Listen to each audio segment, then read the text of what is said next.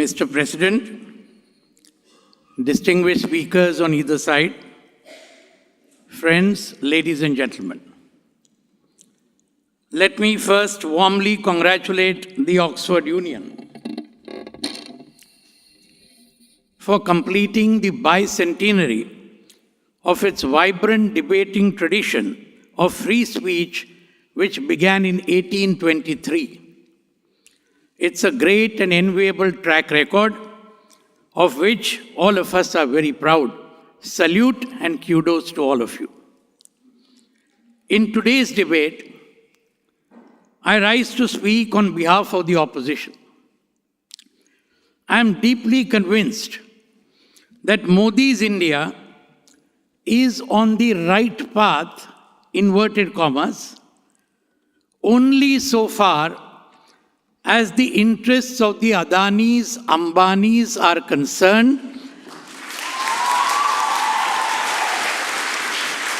and the interests of the rank communal and fascistic RSS is concerned. I firmly assert that Modi's India is on the worst possible path so far as the interests of the overwhelming majority of its 1.4 billion people is concerned.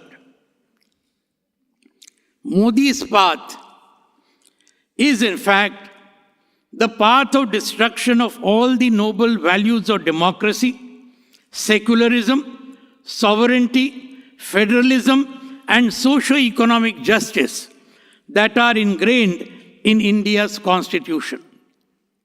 Values that are a result of India's glorious 2-century-long bitter struggle against British imperialism. And when I talk about India's struggle, freedom struggle against British imperialism, I mean India, Pakistan, and Bangladesh. All of them were one country and all of them fought together against British imperialism.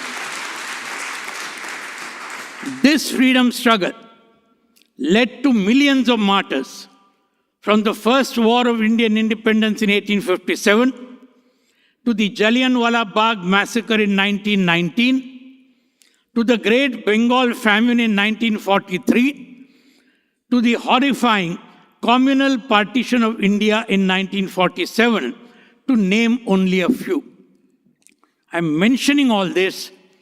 Please allow me to remind you all that the ruling classes of Britain have never once apologized for these millions of deaths of Indians and also for their unprecedented loot of India over the last 2 centuries.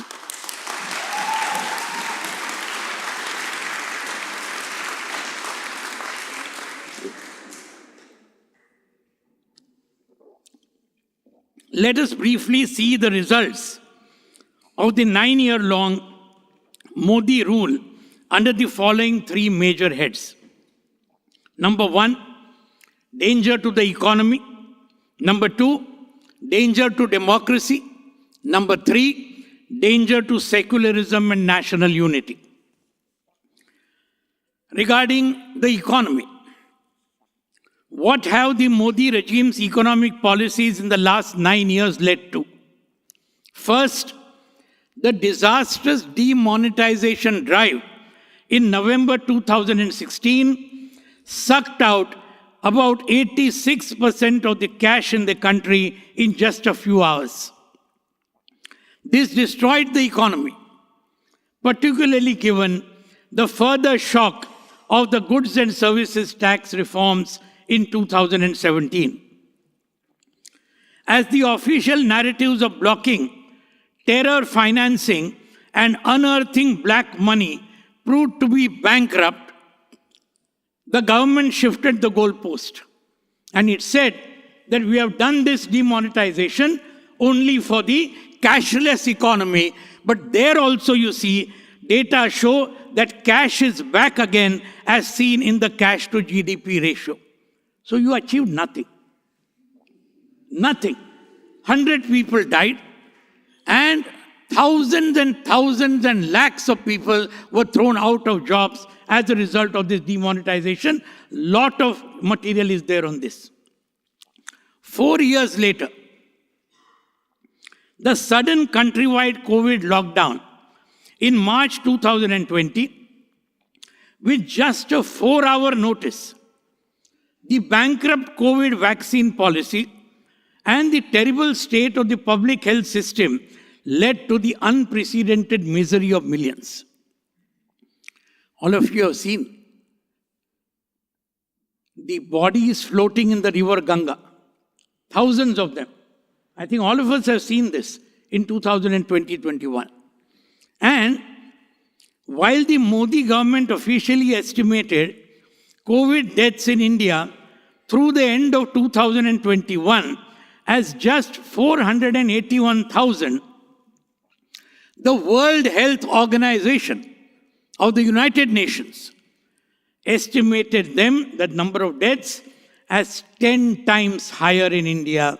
That is 4.7 million, the highest in the world. The prestigious British medical journal, Lancet, which all of you are aware, that estimated the deaths in India to be 6 to 7 times the official count. This is what Modi achieved. It was said here, 24 countries, vaccines were distributed, etc. But your greatest number of people died in your own country. That is the point that we have to understand. Poverty, tremendous increase from 60 to 134 million. I'm not going to go into great details because there's lack of time. Total number of Indians in jobs sank from 440 million in 2013, 1 year before Modi came to power, to 380 million in 2021. 60 million less. This is the thing.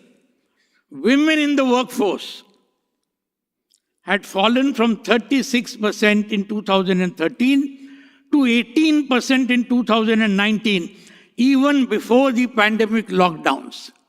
And today, in February 2021, this figure plummeted to only 9.24% women in the workforce, which is the worst that India has ever achieved.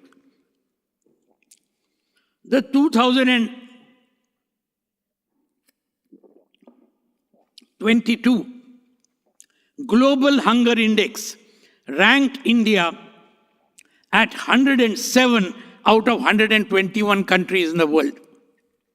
Last year, the rank was 101, and a year before it was 94. The National Crime Records Bureau, which is directly under the Union Home Minister, Mr. Amit Shah, has estimated that over 100,000 farmers and agricultural workers in India have been forced to commit suicide due to indebtedness in the last 8 years of the Modi government. These are all official figures. Therefore, price rise, etc., all that I'm not going into. But on the other hand, there has been an engineered transfer of incomes and wealth to a few at the top of the pyramid. According to The Economist London, a very famous thing, all of you are aware of it. According to The Economist, Mr. Mukesh Ambani's net worth increased by 350% between 2016 to 2020 and rose to 7.18 trillion rupees. One capitalist. While Gautam Adani, the other one, a great favorite of Mr. Narendra Modi, his net worth increased by 750% during the same period and rose to rupees 5.06 trillion rupees. More about Adani, I think, is your favorite. So let us talk a little more. When the Modi government assumed office in 2014, the Adani Group had a market capitalization of only $7 billion in 2014. And now, in 2022, it zoomed to $200 billion within 7 years, 8 years. And Adani in the international ranking, when Modi came to power, Mr. Adani was 609 number in the world. In 2022, he became number 2. Can you believe it? Can you believe it? He became number 2 within 8 years of the Modi regime. Until, of course, the Hindenburg exposures, bless him, bless Hindenburg, those exposures in January 2023 pricked his inflated balloon, and then the Adani balloon started coming down. So this is the thing. But in spite of revelations of massive wrongdoings, the Modi regime is still protecting Adani by stonewalling any parliamentary inquiries against the Adani Group. According to the Oxfam India Inequality Report 2023, called The Survival of the Richest, Darwin talked about survival of the fittest. The Oxfam talks about survival of the richest. And here it said the top 1% people in India hold 40% of the country's wealth. Top 5% own 62% of the wealth, and the bottom 50%, that is 700 million, own only 3% of India's total wealth. This is the Oxfam report, international, in 2023. Then, for lack of time, I'm not going into great details. Otherwise, it can go on and on. But one thing, on top of that, the entire country is being sold to these corporates. You name it, and it is being sold. You name it. And today, what is the result? You must have seen that railway accident in Odisha. Just last week, more than 300 innocent people died because the Modi government is starving the railway industry because it's a public sector, privatizing it, etc.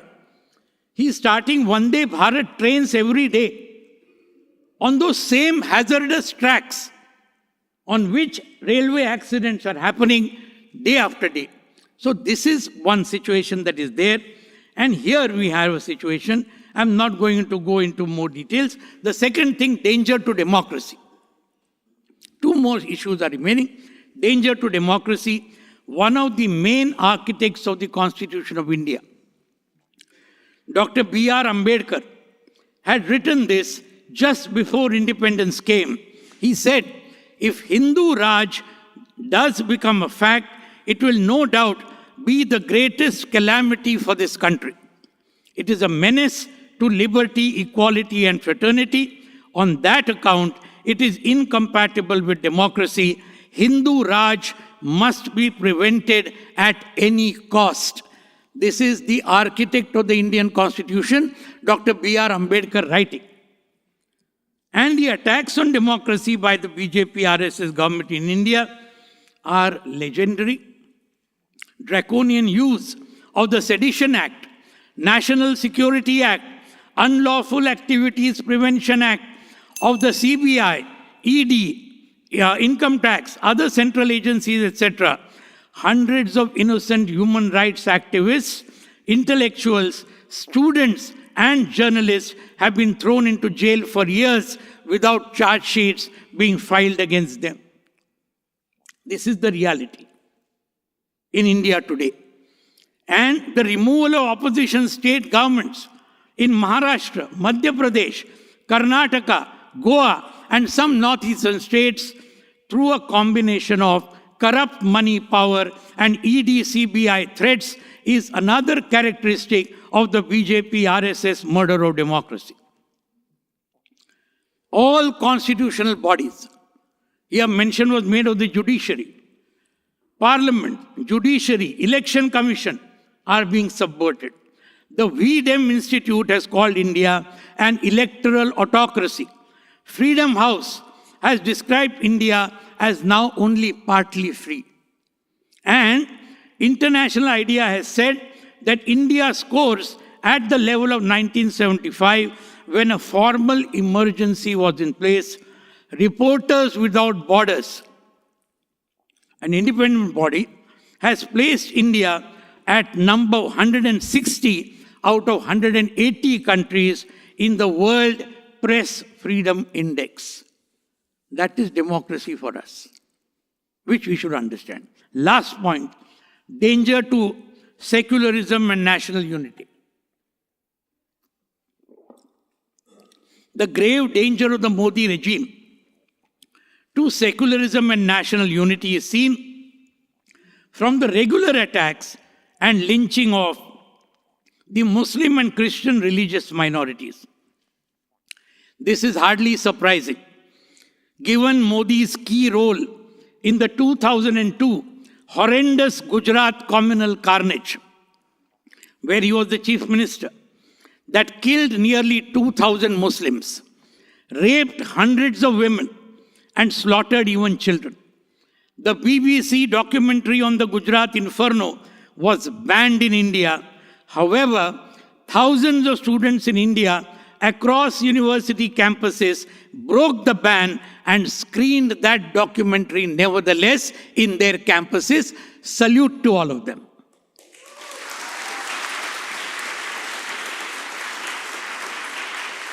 Communalism, my friends, is a legacy that the RSS has faithfully picked up from nowhere else but from British colonialism and its dictum of divide and rule. That's what the British did. And that's what the RSS have picked up now. And therefore, it is no accident that all three communal organizations in India at that time, before freedom, the Muslim League of Muhammad Ali Jinnah, the Hindu Mahasabha of Savarkar, and the RSS of Hedgewar and Golwalkar, strictly stayed away from the glorious freedom struggle of the Indian people against British imperialism. The Hindu Mahasabha and RSS were directly involved in the dastardly assassination of Mahatma Gandhi. Nathuram Godse and his whole lot of people who were there, they were members of the RSS and of the Hindu Mahasabha. This cannot be challenged. This cannot be challenged. You can make out all the details from this from anywhere. One of the most shocking recent instances is that of the BJP-led Gujarat state government setting free 11 criminals convicted of killing 14 Muslims during the Gujarat Inferno of 2002, gang raping a then 19-year-old pregnant woman called Bilkis Banu, and killing her baby daughter also. This was done on the 75th anniversary of India's freedom, 15th August 2022, and on the eve of the Gujarat State Assembly elections, clearly in order to sharpen communal polarization. CAA, Kashmir, etc., all these points. But at the same time, the Manusmriti, attack on Dalits, attack on women, attack on Adivasis, all this also forms a very, very important thing. You have seen that restless struggle. Very recently, the most striking recent instance which has rocked the country is the agitation by Olympic medalist women wrestlers against sexual harassment by the then President of the Wrestling Federation of India, Brij Bhushan Sharan Singh, a BJP member of Parliament. That is going on last 1 month. And in spite of the wrestlers conducting an agitation for over a month in Delhi, which got mass support from many sections, the accused BJP MP has still not been arrested. On the contrary, the wrestlers were manhandled and arrested on the very same day that the new parliament building was inaugurated by Narendra Modi. This is a fact. The last point, my friends, Prime Minister Narendra Modi's aura of invincibility is being eroded in recent years. In the last 3 years, the BJP has been soundly defeated and has received setbacks in the states of Kerala, Tamil Nadu, West Bengal, Punjab, Bihar, Delhi Municipal Corporation, which it controlled for 15 years, some northeastern states, and recently in Himachal Pradesh and Karnataka. These are all the states where it has lost. And therefore, here, if most of the opposition parties unite, secular opposition parties, if people's struggles around their real socio-economic issues are intensified, and most important, if the RSS-BJP attempts at communal polarization are fought tooth and nail, it is surely possible that the Modi-Shah-led BJP-RSS regime can and will be defeated in the coming general election next year, and the people of India will be saved from a dark and fascistic future. Let us all, my dear friends, target all our energies towards that end. Thank you very much. Jai Hind. Long live revolution.